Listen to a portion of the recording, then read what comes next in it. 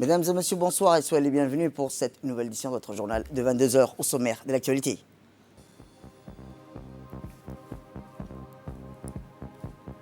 À la une dans l'actualité nationale, balai diplomatique à la présidence de la République. Le président de la République, son Excellence Ismaël Marguerite, a reçu aujourd'hui au Palais de la République les lettres de créance de plusieurs nouveaux ambassadeurs auprès de notre pays. Et enfin, dans l'actualité internationale, inquiétude autour du variant Delta en Europe concernant le Covid-19.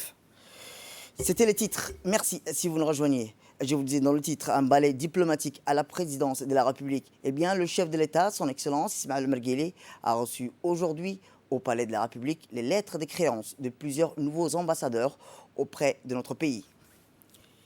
Il s'agit là de l'ambassadeur de la République d'Afrique du Sud, M. Edouard Rolissa Makaya, et l'ambassadeur de la République islamique de Mauritanie, Mme Khadjitou Mbarek Fall, de l'ambassadeur du Canada, Stéphane Jobin, et l'ambassadeur de la Confédération suisse, M. Pietro Mona. Ces diplomates non résidents ont les statuts d'ambassadeurs extraordinaires, plénipotentiaires de leur pays distincts auprès de la République de Djibouti. Le chef de l'État, son Excellence Ismaël Marguerite, a reçu les lettres de créance de la nouvelle ambassadrice de la Mauritanie, Mme Khadjitou Mbarek Fall, qui a présenté ses meilleurs vœux de paix et de prospérité au président et au peuple djiboutien à l'occasion de la fête nationale du pays. Votre grande expérience d'homme d'État et de sagesse dirigeant vous ont permis de réaliser d'immenses acquis. Le peuple de Djibouti, en ce sens, a déclaré l'ambassadrice de la Mauritanie. Cette cérémonie de remise de lettres de créance s'est tenue au palais présidentiel en présence notamment du ministre des Affaires étrangères et de la coopération internationale, porte-parole du gouvernement, M. Mohamed Al-Youssouf.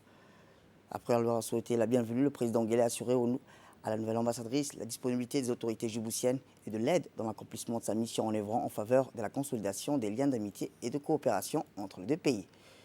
Eh bien, toujours à la présidence, après la nouvelle ambassadrice de la Mauritanie, c'est au tour du nouvel ambassadeur de l'Afrique du Sud à Djibouti, M. Edouard Rolissa Makaya. Après la cérémonie très protocolaire et solennelle de remise des lettres de créance, le président s'est entretenu avec l'ambassadeur de l'Afrique du Sud.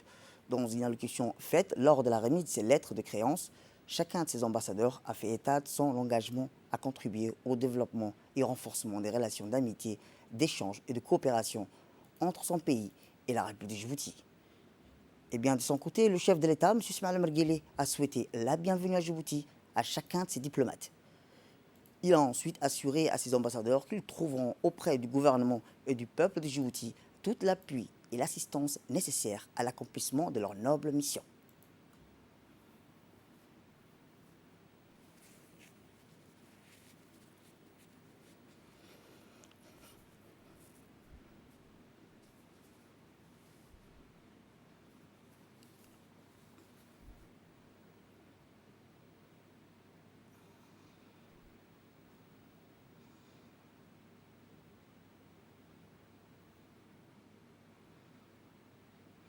Eh bien, toujours, rappelons-le, dans la continuité, le président a reçu les lettres de créance du nouvel ambassadeur du Canada, M. Stéphane Jobin.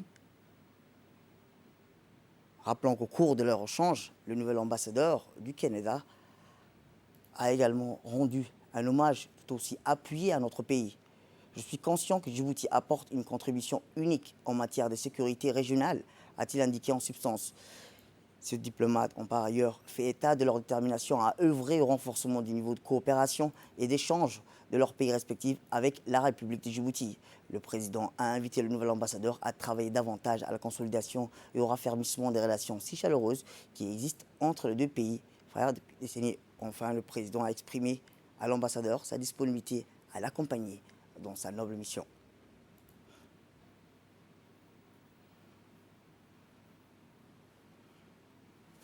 Et enfin, le chef de l'État, M. Ismaël Marguerite, a reçu les lettres de créance de l'ambassadeur de Suisse, M. Pietro Mona. Au terme d'un échange avec le président de la République, l'ambassadeur de la Confédération suisse, qui a formé le vœu que l'honneur qui lui soit puisse se traduire par une contribution non seulement pour le maintien des liens amicaux existants entre nos deux pays, mais aussi pour leur renforcement et leur diversification. Le chef de l'État, M. Ismaël Marguerite, a quant à lui souhaité la bienvenue à Djibouti à ces nouveaux ambassadeurs. Nous sommes tout autant vous résolus à explorer avec votre pays la possibilité des partenariats dans tous les domaines, a-t-il dit à chacun de ces diplomates dont il a rassuré qu'ils trouveront toujours auprès de lui et de son gouvernement tout l'appui nécessaire à l'accomplissement de leur noble mission, a déclaré le chef de l'État, M. Ismaël Omar Guelleh.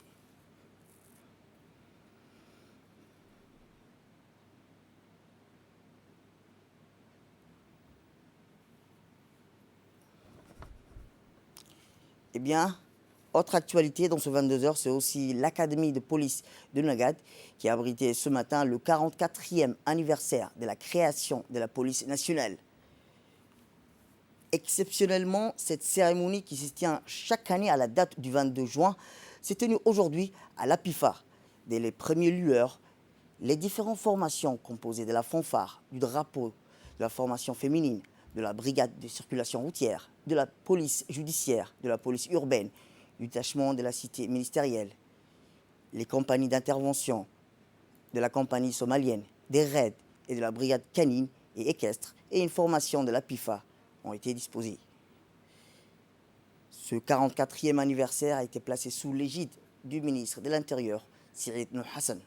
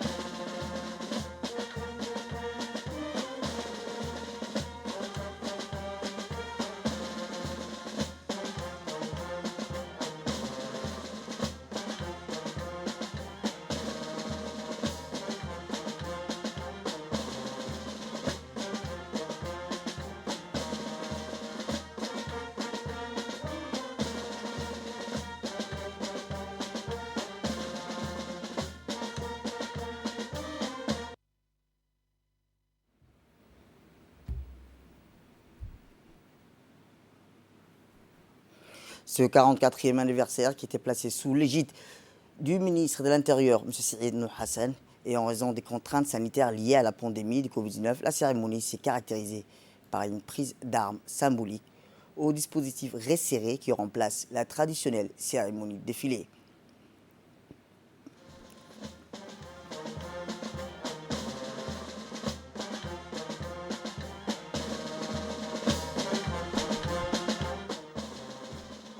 À son arrivée, le ministre de l'Intérieur, Syed Nour Hassan, a été accueilli par le directeur général de la police nationale, le colonel Abdoulaye Abdi Farah.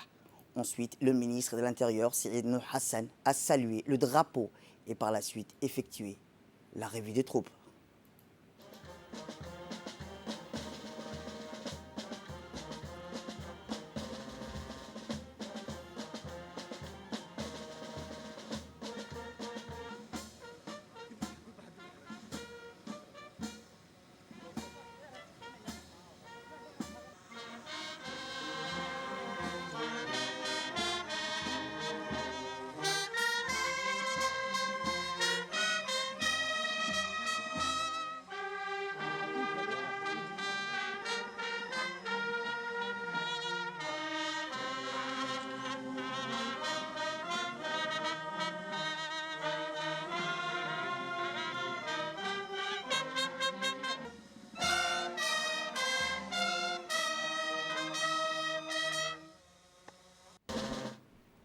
Notons aussi la participation du ministre de la Défense, M. Hassan Omar Mohamed Brouhan, la ministre de la Jeunesse et de la Culture, Dr Hibo Moumin, le général Zakri Cheikh Ibrahim, chef d'état-major général des forces armées djiboutiennes, le commandant de la garde républicaine, plusieurs responsables des forces armées djiboutiennes et des représentants des forces armées amies qui ont participé à cette cérémonie. Rappelons que cette cérémonie a été placée sous les ordres du lieutenant-colonel Elmed Daher Miguel, directeur de l'académie de police Idriss Farah Habané.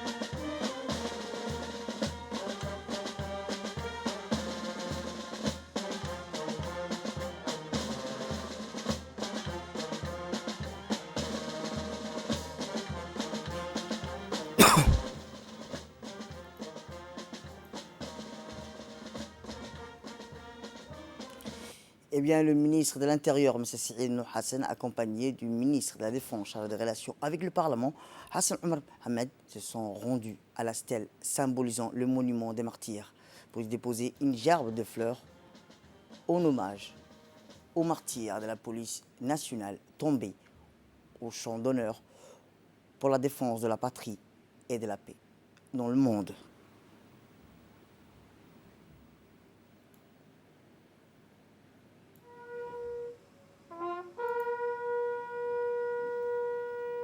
اللهم اغفر لهم وارحمهم وعافهم وعف عنهم اللهم اغفر لحينا وميتنا وشاهدنا وقائمنا.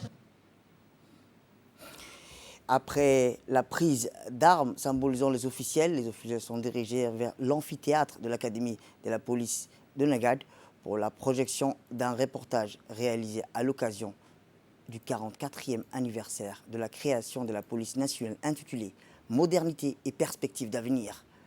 Ce reportage était axé sur les services de la santé police qui regroupent une dizaine de médecins spécialistes uniques en leur genre dans notre pays. La deuxième partie du reportage a été consacrée au laboratoire technique et scientifique de la police nationale, réparti en plusieurs parties, à section balistique, la salle de triage, la section identité judiciaire et la section de biologie.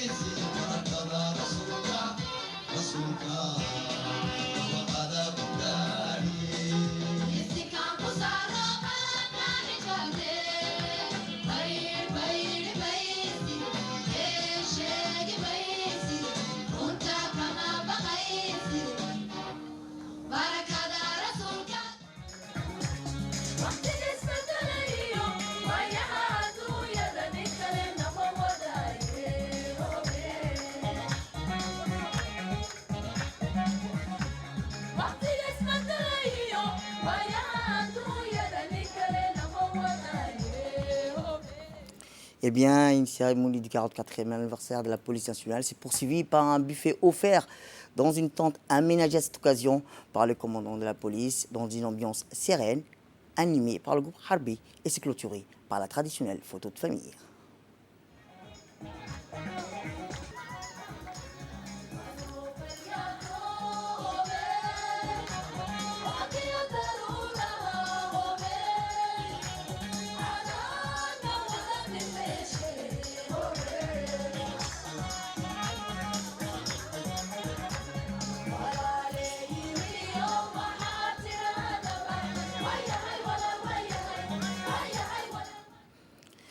Eh bien, le directeur général de la police nationale, le colonel Abdel Farah, a fait une déclaration dans son bureau.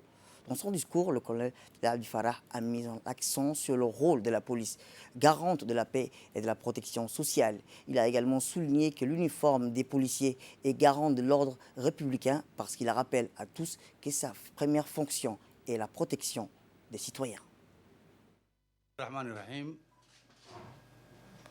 Officiers, sous-officiers, hommes de rang, membres de la grande famille de la police, civils uniformes, un séjour hautement historique, nous le saurions en début de la situation particulièrement difficile, découlant de l'agressivité de la pandémie de la Covid-19, ne pas répondre à l'appel du devoir patriotique pour célébrer avec vous cette journée qui revêt un caractère aussi symbolique et historique dans la vie du peuple djiboutien et du personnel policier en particulier.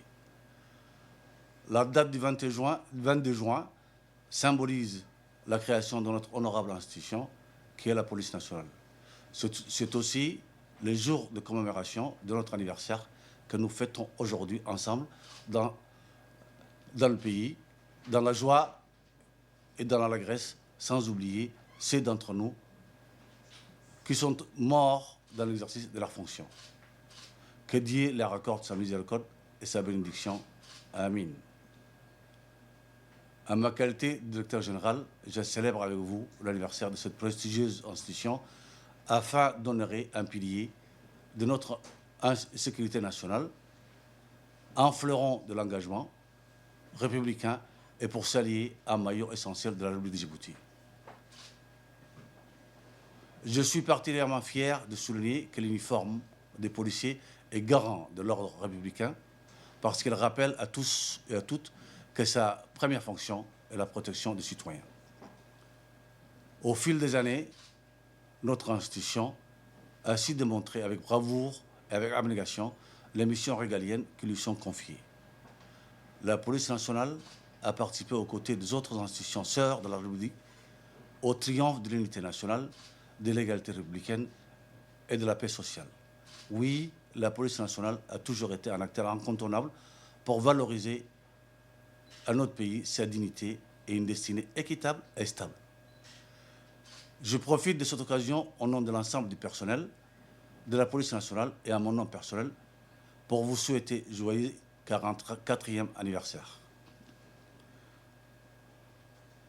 Nous célébrons aujourd'hui notre anniversaire au cours duquel nous sommes amenés à dresser le bilan des activités réalisées et à définir de nouvelles perspectives qui s'inscrivent dans la feuille de route de l'action du gouvernement initiée par le président de la République, son Excellence Hadji Ismaïl Omar Guelleh, afin de mieux servir et assurer la sécurité de nos concitoyens.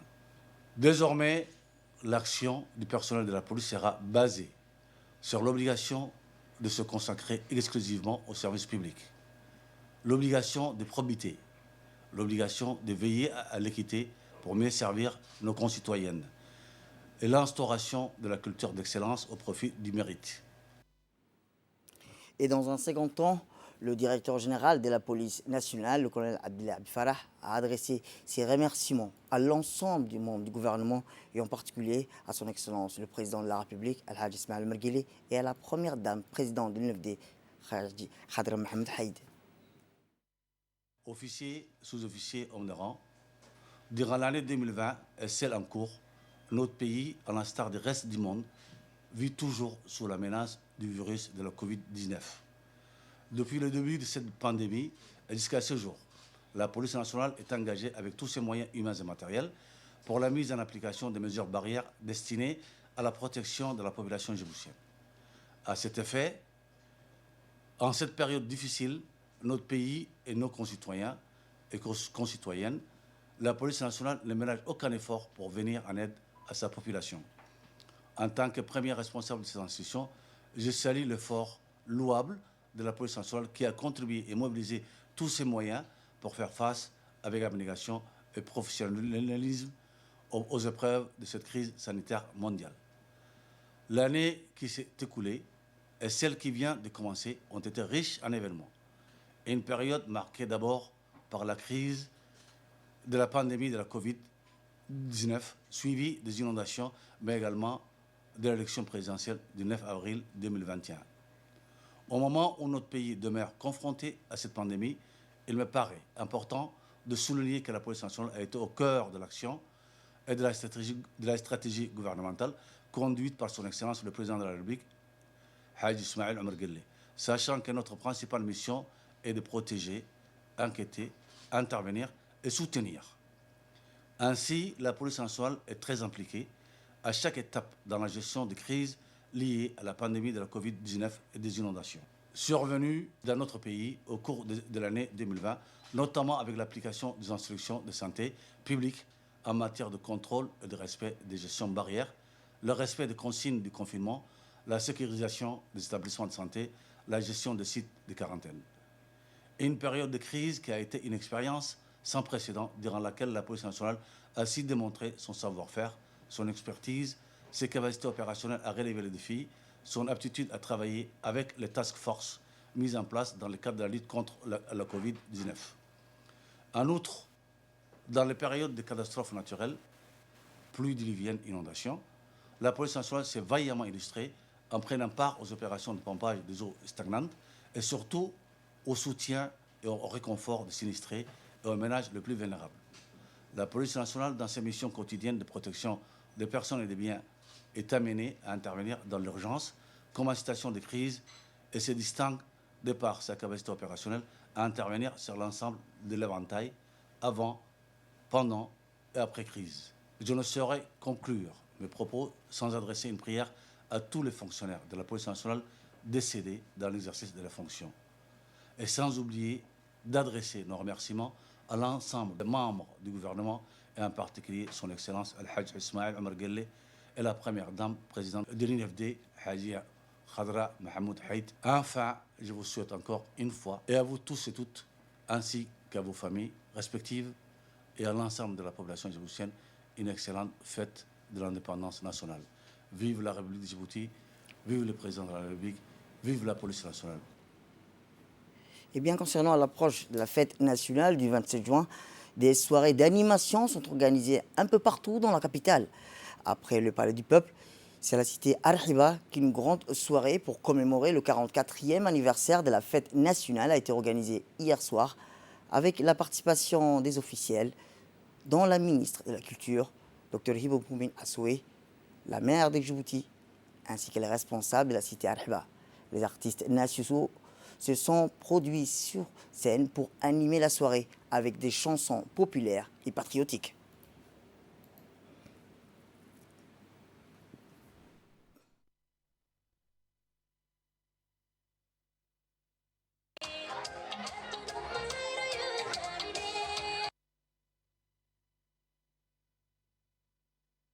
Autre actualité dans ce 22h, c'est aussi un agenda qui était très chargé au cabinet du ministre de l'Intérieur, Cyril Nour Hassan, qui a reçu successivement ce matin la coordinatrice du système des Nations Unies en premier, à Djibouti, Mme Barbara Melzi, le ministre et la coordinatrice ont discuté des discussions qui ont porté essentiellement sur les voies et moyens de renforcer les liens étroits qui existent entre les institutions des Nations Unies et la République de Djibouti. Le ministre a remercié coordinatrice du système des Nations Unies à Djibouti pour son effort pour améliorer les conditions de vie de nos concitoyens. Ensuite, le ministre a reçu la représentante du comité international du Croissant Rouge à Djibouti.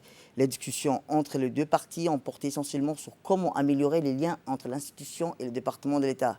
De son côté, le ministre a réitéré ses engagements pour son effort pour améliorer les relations entre les deux parties. Et pour en finir, le ministre a reçu la représentante de l'UNICEF, à Djibouti, Mme Melva Johnson, le ministre et la représentante de l'UNICEF ont évoqué différents intérêts communs, notamment sur l'amélioration des conditions de vie des enfants dans la scolarisation, l'identification ou autres. Le ministre a remercié la représentante et l'institution onusienne qui font des efforts remarquables sur le plan d'améliorer la vie des enfants dans la République de Djibouti. Eh bien, tout à fait autre chose, le régiment d'artillerie a abrité aujourd'hui une importante cérémonie de fin de formation. Cette cérémonie revêtait deux aspects, présidée par le ministre de la Défense chargé des relations avec le Parlement, Hassan Omar Mohamed, accompagné du chef d'état-major général des armées, le général de corps d'armée Zakaria Cheikh Ibrahim. Rappelons que cette cérémonie a vu la participation du chef d'état-major de la Défense, le général de brigade, Tahar Ali Mohamed, et des plus hauts responsables des forces armées djiboutiennes.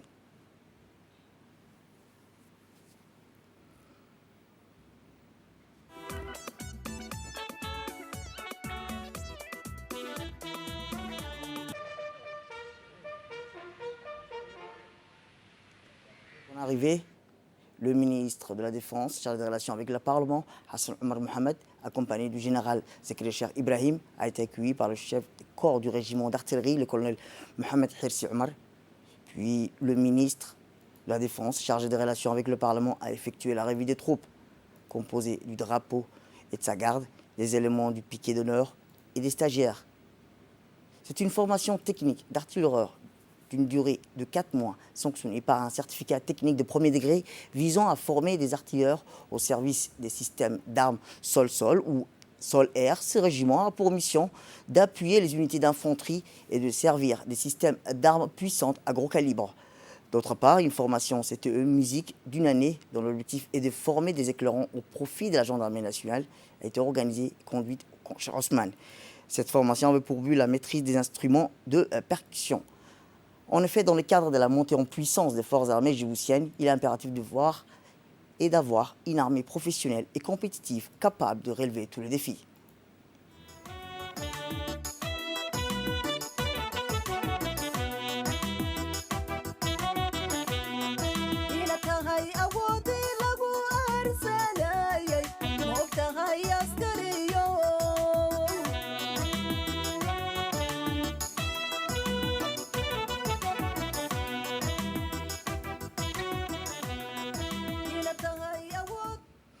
Une fois le ministre de la Défense, Hassan Omar Mohamed, installé à la tribune, le colonel Mohamed Hirsi Omar, chef de corps du régiment d'artillerie, a prononcé son discours qui donne un aperçu sur la spécificité de cette formation. Écoutons-le.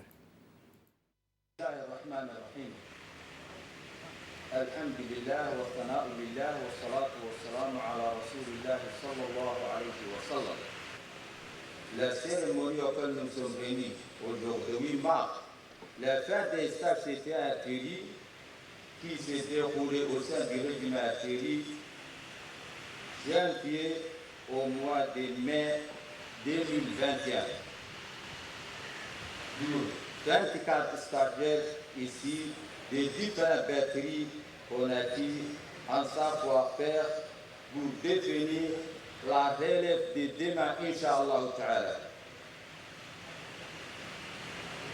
En effet, il est aussi cité Kerero de la gendarmerie nationale. En effet, il est des coutumes de régimentaires de former au métier spécifique des chefs de pièces d'artillerie et des pointeurs seront un programme annuel de formation avec un taux de réussite 90% qui s'explique par le niveau d'études parfois universitaires des candidats. Enfin, malgré les contraintes causées par les crises sanitaires de Covid-19, je tiens pour remercier Monsieur le ministre de la Défense et mon général de nous avoir honoré de votre présence pour cette cérémonie.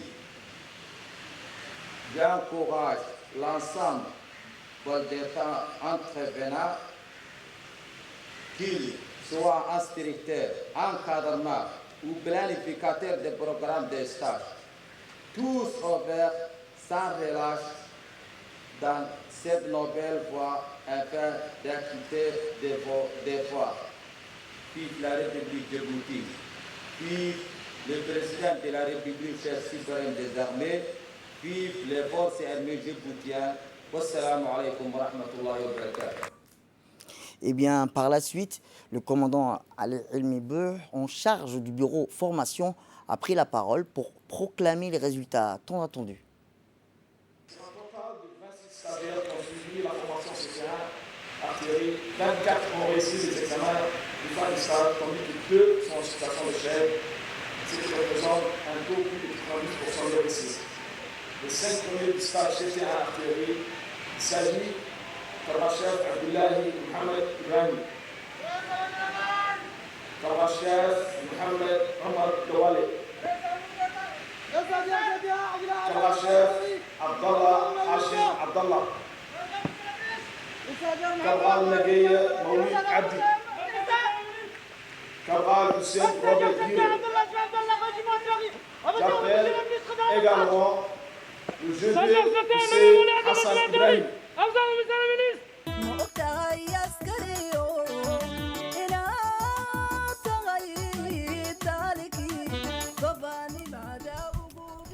Les meilleurs de chaque discipline ont pu bénéficier d'un avancement exceptionnel au grade supérieur pour leur mérite et leur dévouement après des mois de sacrifice et de courage.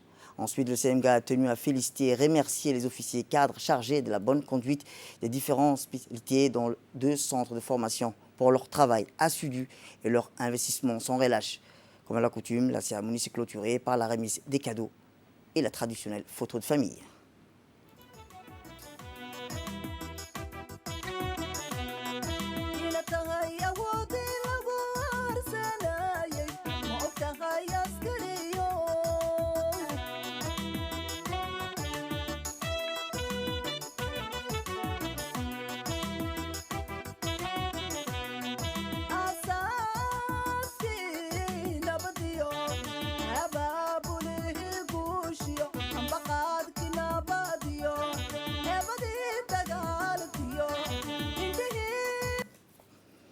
Eh bien, autre actualité dans ce 22h, c'est aussi le ministre de la Santé, Dr Ahmed Roble Abdile, qui a tenu une réunion importante avec une délégation turque de l'Ouchas, conduite par l'ambassadeur de Turquie à Djibouti, M. Levent, et le professeur Hes El Sarlugo, en vue de discuter de la coopération sanitaire djibouto-turque. La réunion s'est déroulée en présence du secrétaire général Dr Salah Baneto Tourab et du conseiller technique chargé des évacuations sanitaires, M. Jama Elmi.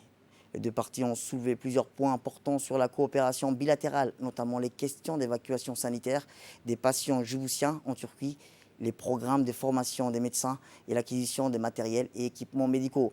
Le ministre de la Santé, Dr Ahmed Roble Abdile, a exprimé son souhait de rehausser le niveau de la coopération sanitaire des 2 pays en termes de qualité, mais aussi de manière quantitative. Les discussions avec l'Ouchas ont donc naturellement porté sur l'agissement du camp d'action commune et le développement de nouvelles pistes collaboratives telles que dans des projets de caravanes médicales, des programmes de jumelage entre les hôpitaux turcs et djiboutiennes ou encore sur les facilités d'installation d'hôpitaux turcs à Djibouti. Tout à fait autre chose, cette fois-ci, le ministre des Affaires musulmanes et des biens Warf, M. Moumin Hassan Barre, a reçu ce matin dans son bureau M. Mohamed Mustafa Horfi, ambassadeur de la République d'Arabe d'Égypte, accrédité à Djibouti. Lors de cette rencontre, laquelle ont pris part le secrétaire général du ministère, M. Chouaib Hadjeb, et le directeur général de l'Institut Al-Wattiya, M. Al-Sallas Ahmed Abdallah, le ministre a salué les relations privilégiées qui lient les 2 pays frères dans tous les secteurs de développement. Ensuite, les 2 parties ont discuté des différentes questions portant aux relations des coopérations bilatérales. L'ambassadeur égyptien a remercié le ministre pour l'accueil qui lui était réservé pour échanger et examiner les moyens permettant de consolider davantage le partenariat avec les institutions religieuses des 2 pays. Pour ce faire, l'accent est mis sur le volet de formation des formateurs et pour répondre aux besoins en personnel qualifié. Tout à fait autre chose, la ministre des Affaires sociales et de la solidarité, Mme Houloufa Ismaël Abdo, a reçu hier dans son cabinet le représentant FAO à Djibouti, M. Pissang Tchangai. Après avoir félicité la ministre pour sa nomination à la tête de ce département, le représentant a tenu, au travers des quelques mots, à résumer le département des affaires sociales et de solidarité pour la toute récente collaboration qui s'est faite au travers des projets. En effet, il a rappelé que des approches telles que les caisses de résilience sont tout en harmonie dans les programmes conduits par le ministère des Affaires sociales. Et les deux personnalités ont abordé plusieurs sujets d'intérêt commun général axés dans le domaine de leur collaboration. À l'issue de l'entretien, la ministre des Affaires sociales, de la solidarité et le responsable onusien, la ministre a tenu à remercier le représentant du FAO, mais a tenu à sceller les collaborations déjà existantes. Autre actualité dans ce 22 heures, c'est aussi le ministre de l'Environnement et du Développement durable, M. Mohamed Abdelkader Moussa Helem, qui a reçu dans son bureau Mme Barbara Menzi, coordinatrice résidente du système des Nations Unies, accompagnée de M. Nicolas Gunner et Habib Harbi. Cette rencontre ont pris part à cette rencontre M. Dini Abdel Omar, secrétaire général du ministère de l'Environnement et du Développement durable, et M. Hussein Rilash Roble, directeur de l'Environnement durable, et du conseil technique du ministre, M. Aden Elmi. La coordinatrice résidente du système des Nations Unies et le ministre de l'Environnement et du Développement durable ont échangé sur les voies et les moyens de mettre en œuvre les objectifs du millénaire sur le développement, l'ODM. La coordinatrice résidente du système des Nations Unies a assuré le ministre de la disponibilité des Nations Unies à travailler avec le ministère de l'Environnement pour favoriser la participation de tous les acteurs à la réalisation des objectifs du millénaire sur le développement durable. Le ministre de la Communication, chargé des postes télécommunications, M. Redouane Abdillahi Badon, a reçu ce matin la visite de courtoisie de l'ambassadeur des États-Unis à Djibouti, M. Jonathan Pratt. Le ministre a souhaité la bienvenue à l'ambassadeur des États-Unis à Djibouti, qui lui a remercié pour son accueil. Les discussions ont porté sur les voies et moyens de renforcer la coopération entre Djibouti et les États-Unis, qui partagent des liens solides dans de nombreux domaines, notamment dans la communication. Le ministre de la Communication a promis son soutien à l'ambassadeur pour la réussite de sa mission à Djibouti.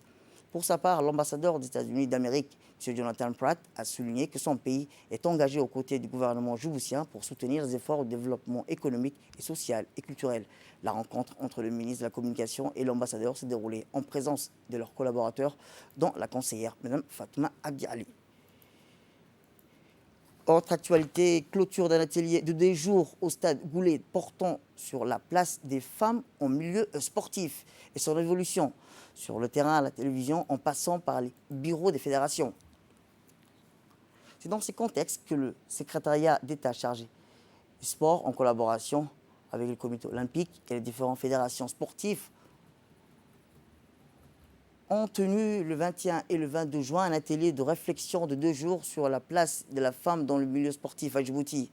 Au cours de cet atelier de débat, différents points ont été soulevés tels que la place des médias pour la diffusion, pour plus de visibilité des compétitions féminines, mais aussi leur permettre de prendre la parole pour changer peu à peu les choses en milieu sportif et sociétal. Cet atelier a vu la participation de la présidente du comité national olympique et sportif djiboutienne, Mme Aïcha Garad, de la secrétaire générale du secrétariat d'État à la justice du sport, Mme Khadija Ibrahim. Aujourd'hui, je suis invitée à cet atelier, ça fait un honneur. Et je pense vraiment que cet atelier va changer des choses parce qu'on a suggéré plusieurs idées, plusieurs obstacles que les femmes ne pouvaient pas affronter seules. Mais aujourd'hui, ensemble, je pense vraiment qu'on va soulever ce problème. Et c'est un honneur de parler de ce sujet, plutôt le thème sport et femmes. Et enfin, dans l'actualité nationale, une délégation du réseau francophone des régulateurs des médias, connu sous le code REFRAM, de la Haute Autorité Indépendante de la Communication Audiovisuelle, est arrivée hier après-midi au siège de la Commission nationale de la communication, dans le cadre d'une visite de travail consacrée à l'exécution d'une revue par les pairs.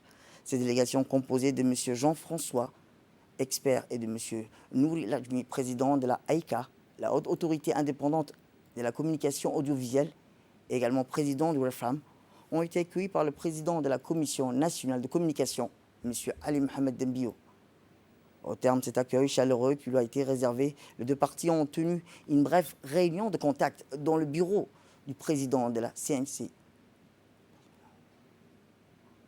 Avant d'entamer des travaux, Ali Mohamed Dembio a guidé la délégation dans la salle de monitoring où plusieurs écrans diffusant les différentes chaînes de la radio-télévision de Djibouti sont installées. Des explications ainsi sur la suivi en temps réel de tous les programmes diffusés par la radio et les chaînes de télévision nationales sur l'ensemble du territoire national, sur la qualité de la couverture médiatique du processus électoral ainsi que sur le respect de la réglementation liée au pluralisme politique dans les médias. Sont le suivi d'une séance d'échange portant sur le fonctionnement du CNC en période d'élection. Eh bien, une fois la visite guidée terminée, la revue par les pairs organisée par le REFRAM en matière de régulation des médias, la CNC s'est portée volontaire pour mener cette revue et bénéficier de l'expérience de la AICA, l'autorité de régulation tunisienne des médias. En effet, cette nouvelle approche s'inscrit dans la continuation des projets intitulés vers une mise en œuvre structurée de revue par les pairs, qui a été conduite en 2018 dans le cadre de la présidence suisse du REFRAM. Cette approche a pour objectif de poser les jalons d'une action structurante au bénéfice des membres du réseau, initiative qui, en utilisant tous les potentiels de la collégialité, permet des institutions évoluant dans des environnements très différents d'améliorer leur capacité d'action et de faire progresser une régulation indépendante. Elle porte sur 3 volets fondamentaux, en impartialité, égalité des traitements et la transparence et l'autonomie. Enfin, l'excellente innovation. Cette démarche va permettre à l'autorité qui la désire, d'une part, identifier les zones où elle possède encore un potentiel d'amélioration et de désigne, d'autre part, le secteur où elle a atteint une règle d'excellence dont elle pourrait faire profiter les autres instances de régulation. Apaiser notamment le travail des médias, parce que vous savez, les médias sont un élément important, soit pour le renforcement démocratique, soit pour l'incitation à la haine ou discours de violence et tout ça. Donc c'est le rôle des régulateurs est un rôle très important, et donc moi je vous souhaite bonne chance parce que votre travail aussi c'est très important. Pour sa part, le président de la Commission nationale de la communication, M. Ali Mohamed Mbio, a tenu à remercier la délégation pour l'intérêt qu'elle porte au développement de la CNC, une jeune institution qui, a-t-il dit, tirera profit de l'expérience de la AICA. Comme vous le savez, la CNC a dépensé toutes ses énergies pour être fonctionnelle. Et c'est vrai que les 4 premières années, ça a été très très dur pour nous, mais on a réussi quand même à mettre en place une CNC viable. Donc l'essentiel du premier mandat a été orienté vers cette préoccupation.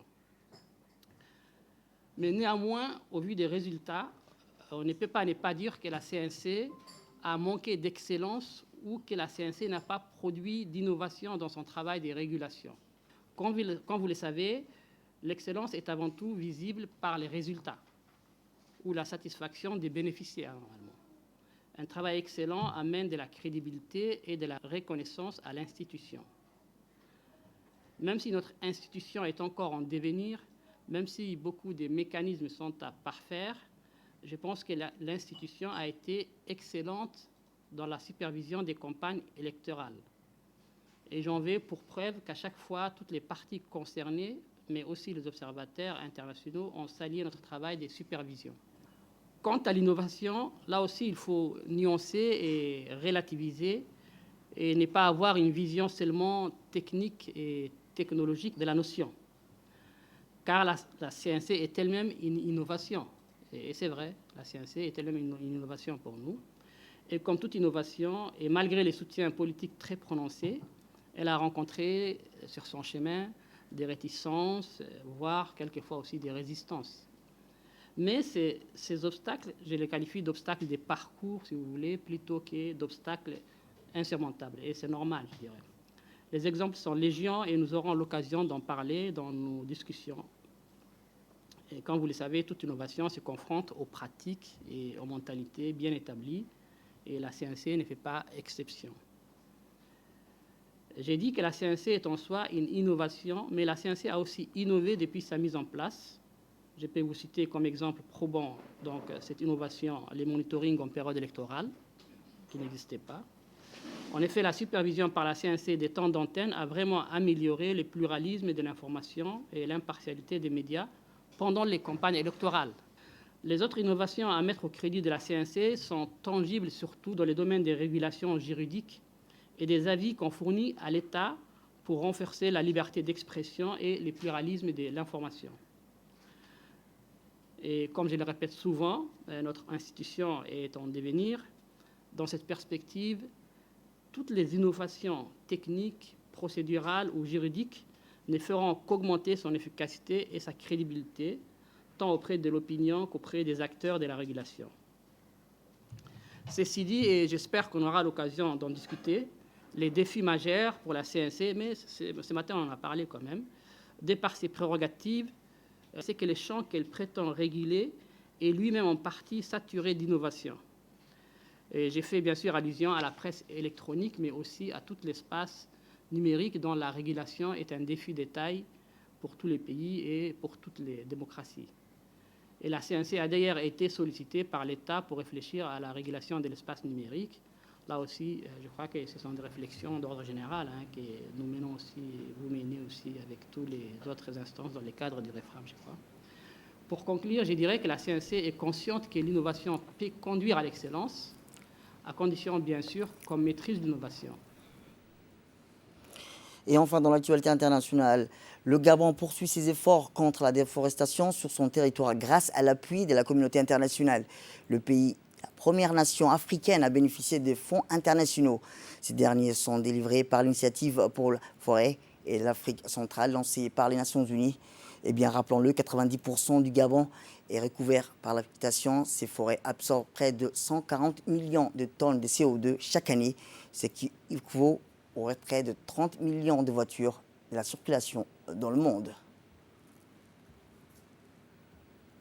C'est la fin de cette édition. Merci à vous de nous avoir suivis. Restez avec nous pour la suite de nos programmes télévisés.